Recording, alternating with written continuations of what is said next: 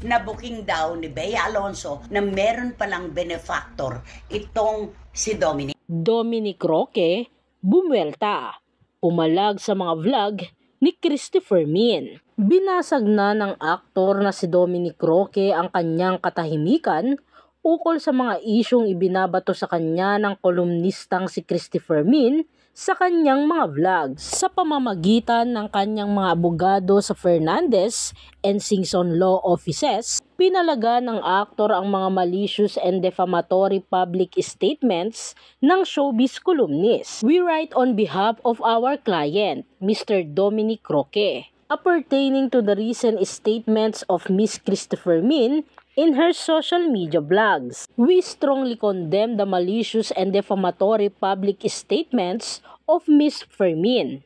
These defamatory statements were made by Miss Fermin under the guise of entertainment news without any effort from her to confirm the same from Mr. Dominic Roque.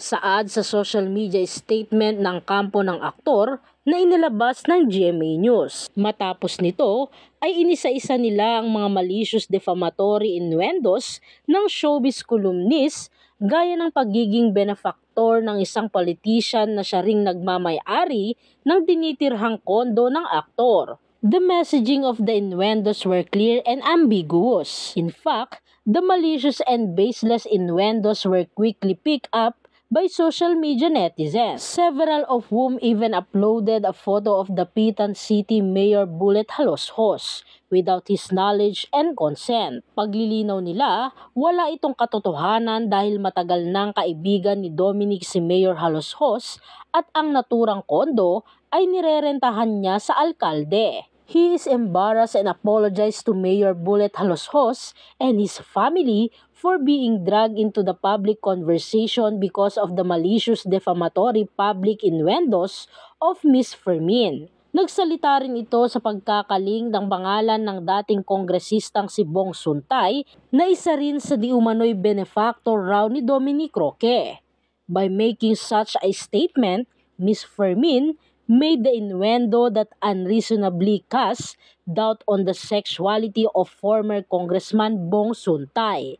Again, Mr. Roque would like to apologize to former Congressman Bong Suntay and his family for the embarrassment caused by the deplorable innuendos made by Miss Fermin. Nilinaw rin nito na walang pag-aaring gasolinahan ang binata. Furthermore, Mr. Dominic Roque does not own a clean fuel gas station.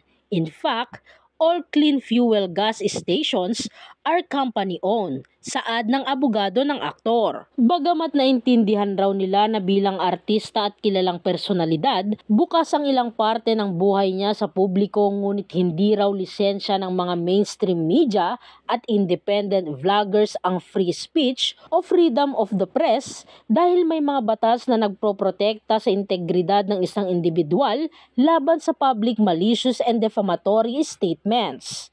Ms. Fermin acted outside the bounds of protected free speech and intentionally caused damage to the integrity and honor of the affected individuals.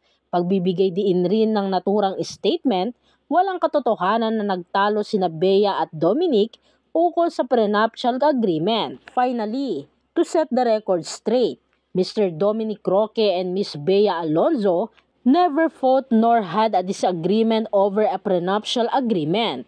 Reckless statements relating to the alleged disagreement over a prenuptial agreement between them are not only unverified, but merely based on speculation intended to produce a negative image on the parties concerned. Sa ngayon ay wala pa namang pahayag na inilalabas ni Christopher Min ukol sa inilabas na official statement ng panig ni Dominic Roque.